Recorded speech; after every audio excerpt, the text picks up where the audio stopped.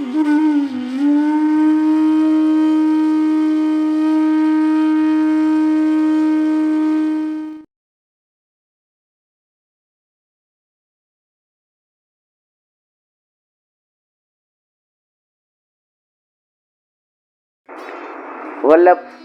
વિના બધું ખોટું.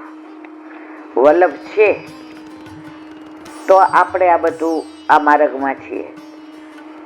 જો પે શ્રી વલ્લભ પ્રગટ ન હોતે વસુધા રહેતી સુની નાતર વસુધા રહેતી સુની. વલ્લભ પ્રગટ ન થયો હોત તો હું ને તમે દેરીએ દેરીએ દીવા કરત અને મંદિરે મંદિરે માથા ટેકવત. પણ ઠાકોરજી કે ના, મારા શ્રીઅંગની સૃષ્ટિ બધાની આરે ભળી પોતાનું સ્વરૂપ ભૂલી જાય અને અન્ય માર્ગી આરે ગમે એવું વર્તન કરે અને 84 લાખ યોનિમાં ભટકે. કોઈ મા બાપને એવું ગમે?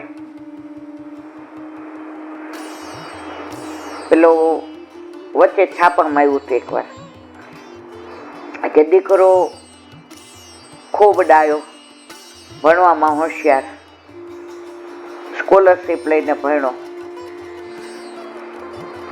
મા બાપે પ્રોવિડન્ટ ફંડમાંથી લોન લઈ અને આગળ ભણવા મોકલા. હવે યવનોનો દેશ, કોલેજમાંથી બધા પેલા ડ્રગ્સ ને લસણ ને ડુંગળી નોનવેજ ને, એટલે શરૂઆતમાં 2-3 મહિના તો પછી એ જ્યાં હોસ્ટેલમાં રહેતો હતો ત્યાં એવો સંગ થઈ ગયો. પછી તો કોલેજમાંથી બંક મારવાનું ને આ બધાની હારે ઓલા સિગારેટો ડ્રગ્સની ભરી નાન તે. શરૂઆતમાં તો રોજ ફોન આવતો કે મને 3 કલાકનું કામ મળી ગયું છે, હવે તમારે મારી ચિંતા કરવાની જરૂર નથી, 3 વર્ષ પછી ભણી લઈશ, પછી તમારે અહીંયા આવી જવાનું, મને સારી નોકરી મળશે, તમારા મા બાપનું ઋણ તો મારા ચામડીના જોડા સીવડાવું તો એ ઓછા પડે. માં તો રોઈ રોઈને અડધી થઈ ગઈ, આંખમાં કુંડાળા પડી ગયા. અરે રે મારો દીકરો મને કેટલો પ્રેમ. પછી આ રવાડે ચડી ગયો, દુસંગ લાગી ગયો. મહિને ફોન ના આવે અને આવે તો એનો અવાજ ધ્રુજતો એવું લાગે. દુનિયામાં ભગવાન પછી માં એક જ એવી છે જેને છોકરાની બોડી લેંગ્વેજ ઉપરથી ખબર પડી જાય કે કોણ કોણ કિતને પાની મેં કિસકી હે પહેચાન. ઈ કે રવિન બેટા તારે ભણવાનું બરાબર ચાલે છે, તે ભણવા મોકલો છો તો ભણતો જોઉં ને. માં સમજી ગઈ. પછી કે બેટા ઘરે રસોઈ બનાવું કે બહાર? આ તારું ભારત છે અહીંયા તો ઘરે રસોઈ બનાવવાની? ત્રીજો સવાલ પૂછ્યો માએ. કોલેજની ફી ભરાઈ જાય છે જરૂર છે. હવે કોલેજમાંથી ટ્રસ્ટીકેટ કરી દીધો હતો કારણ કે ફી ભરી નહોતી અને જરૂર હોય 3 કલાક કરે અને પછી આની અંદર પૈસા જાય. હવે આવી રીતે 3-4 મહિના રખડો તો જે દુસંગ લાવ્યો હતો એ લોકોએ કીધું ભાઈ તારી પાસે પૈસા નહીં એટલે તું અમારા ગ્રુપમાં નહીં. હવે ઓલું જે વ્યસન લાગી ગયું હતું તો એની કોલેજમાં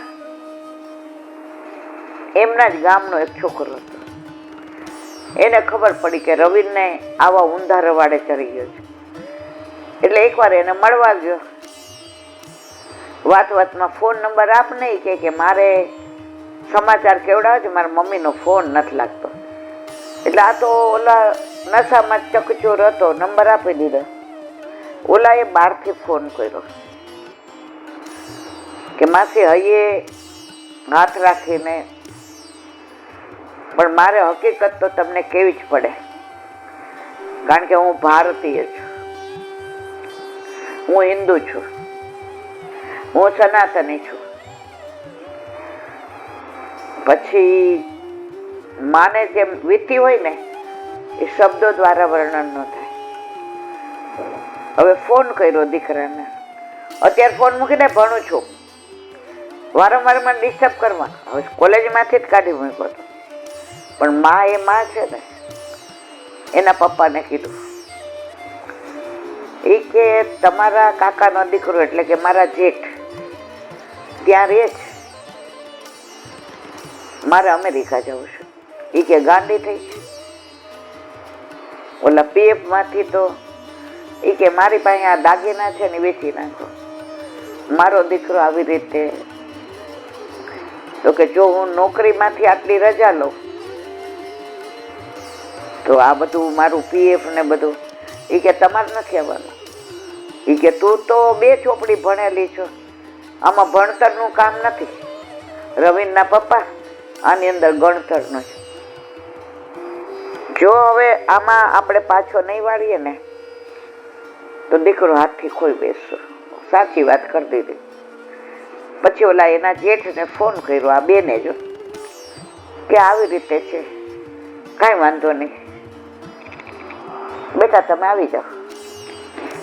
આ ગયા એટલે જ્યાં એના જેઠ રહેતા હતા ત્યાંથી આ જે રહેતો તે 5 કલાક ડ્રાઈવ કરી જવું પડે. ગયા મળવા એ તો એના જેઠ જેઠાણી અને માં ત્રણેય પહોંચ્યા ત્યાં.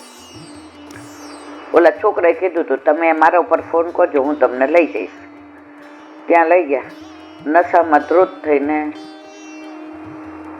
હોસ્ટેલમાં પડ્યો હતો.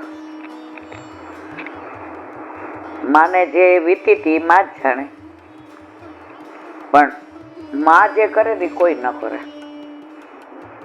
છોકરાને ઉઠાડ્યો. 3-4 જણે ભેગા થઈને પલંગ ઉપર સુવડાવ્યો.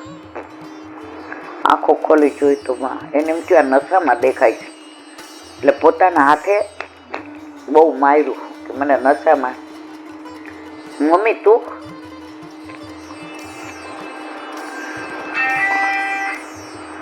મમ્મી તું હા બેટા તને મને બધી જ ખબર છે, તને કોલેજમાંથી કાઢી મૂક્યો છે, તું ડ્રગ્સના રવાડે ચડી ગયો છે. આ 1 તારીખે હોસ્ટેલમાંથી તને કાઢી મૂકશે કારણ કે તારા પૈસા પૂરા થાય છે. મારે તને પાછો ઇન્ડિયા લઈ જવો છે. પોકે પોકે રોયો. હવે હું ઇન્ડિયાનોય કામનો નથી, તારા કામનો નથી. મા માટે કોઈ નકામા હોતા જ નથી. એના જેઠને કીધું ભાઈ અમારા બેન ટિકિટ કઢાવી દો. છોકરો કે હું મરી જાઉં તોય દઈ આવું. અહીંયા બધું મારું બધું હવે હું નશા વિના નહીં રહી શકું. તારી પાસે છે પૈસા? એ કે ચોરી કરીશ, લૂંટ કરીશ. અહીંયા તો એ કે આવું બધું કરતા હોય. માં કે તો તારે એવી જ રીતે જીવવું છે? એ કે હા. તારે નથી આવું મારે ભેગું? તો કે ના. માં કે તો મારે આયા જ રહેવું તારી ભેગું. એના જેઠ જેઠાણી એને કે તમે જાઓ, હું અહીંયા રહીશ. તને ખબર પડે જ અહીંયા ન રહેવાય, આમ તેમ કેટલું બધું ગુસ્સો કર્યો. માએ બધું સાંભળી લીધું. પછી એના જેઠે વચલો રસ્તો કાઢ્યો. 1 મિનિટ બોલો શું છે? એ કે 15 દિવસ તો મારા ઘરે આવો. તો કે તમે પૈસા આપશો ડ્રગ્સ લેવા? એ કે હા આપીશ. પરાણે ગાડીમાં બેસાડી દીધું. વાળ વધી ગયેલા, દાઢી વધી ગયેલી, ડ્રગ્સની હિસાબે ડોળા બહાર આવી ગયેલા. એને મમ્મી પ્યોર વૈષ્ણવ ઘરે લઈ ગયા. બરાબર માએ નવડાવ્યો. 20-22 વર્ષના છોકરાને માએ નવડાવ્યો. એના જેઠ એને વાળ કપાવવાને લઈ ગયા. અરીસામાં માં કે મોઢું જો, તારી બધી વાત સાચી મમ્મી, પણ મારા બધા ગાત્રો શિથિલ થઈ ગયા. હવે હું ડ્રગ્સ વિના નહીં રહી શકું. એટલે એના મોટા પપ્પાએ કીધું કે સાંભળ, તારે ડ્રગ્સ લઈને મરી જ જવું છે, ડ્રગ્સ વાળા કોઈ જીવવાના નહીં. તો તારી માં એમ કે છે કે પેલા હું મરી જાઉં ને પછી તું મરી જાય મારા સમાચાર સાંભળવાના. એટલે તારા મમ્મીએ મને કીધું જ છે કે મારે ઝેર પીને મરી. મારી મમ્મી શું કામ મરે? મારી મમ્મીને કેમ તમે આમ કહો છો? ઝઘડવા માંડો. એની માએ બધું આ શીખવાડેલું હતું, એ જ એના મોટા પપ્પા બોલતા હતા. માં સમજી ગઈ હજી બાજી આપણા હાથમાં છે. માં કે ના, હવે મારે જીવવું નથી. હું 2-3 દિવસ મારા જીવનનો પાર લાવી દઉં, પણ તાર જે કરવું એ કર. મમ્મી તારી વાત સાચી, તું મને કેટલો પ્રેમ કરસ, પણ શું કરું? એ કેબલ તને મારા ઉપર વિશ્વાસ હોય તો મહિનો હું કહું એમ તું કર, પછી તારાથી ના રહેવાય તો તું તારે જેમ કરવું એમ કરજે. હું મારે ભારત પાછી વહી જઈશ.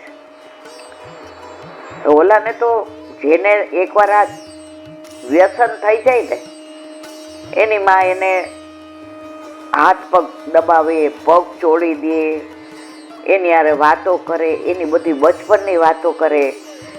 એને ફીની તકલીફ હતી તો કેવી સ્કોલરશીપ માટે મહેનત કરતો હતો અને સ્કૂલમાં ફર્સ્ટ આવતો હતો.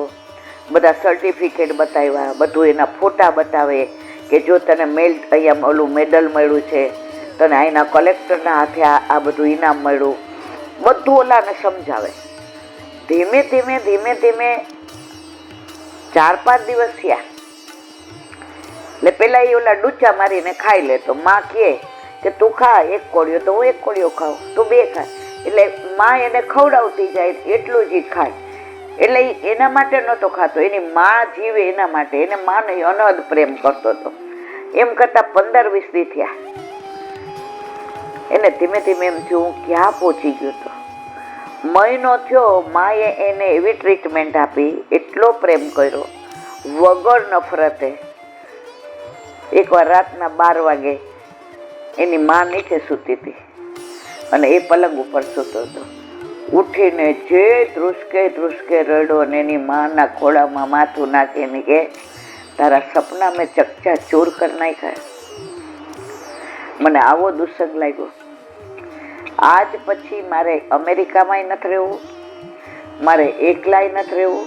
હું ભારતમાં જ ભણીશ અને ત્યાં જ હું તારી પાસે ને તારી સાથે જ રહીશ અને જે પણ કરીશ એ તારી અનુમતિ લઈને કરીશ. તો આ દાખલો જે આપી અને આપણને સમજાવ્યું. પેલા તો મને એમ થયું આવું બધું હું આપણને લૌકિક કહેવાની જરૂર છે. આપણે રાહ જોતા હતા કે આમાં ક્યાં પુષ્ટિ માર્ગ. પછી એમણે જે વળાંક લીધો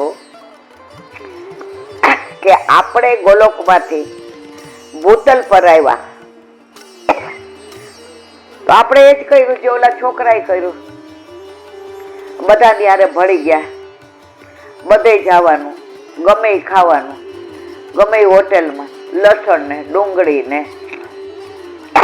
દારૂ ને જુગાર ને બધાની હારે રખડવાનું, રાતના પાર્ટીઓ કરવાની. કોણ ઠાકોરજી ને કોણ આપણે બધું ભૂલી ગયા. ત્યારે ઠાકોરજીએ મા રૂપી વલ્લભને મોકલા અને વલ્લભે માએ જે ટ્રીટમેન્ટ 1 મહિનો આપી ને એવી જ આપણને આપી. 16 ગ્રંથ, સુબોધિનીજી પોતે ઉઘાડાચરણે પરિક્રમા કરી, આપ સેવા કરી, શીખવે શ્રી હરિ. ધીમે ધીમે આપણે આપણું સ્વરૂપ ભૂલી ગયા હતા. વલ્લભે આપણા સ્વરૂપનું ઠાકોરજીના સ્વરૂપનું જ્ઞાન કરાવ્યું.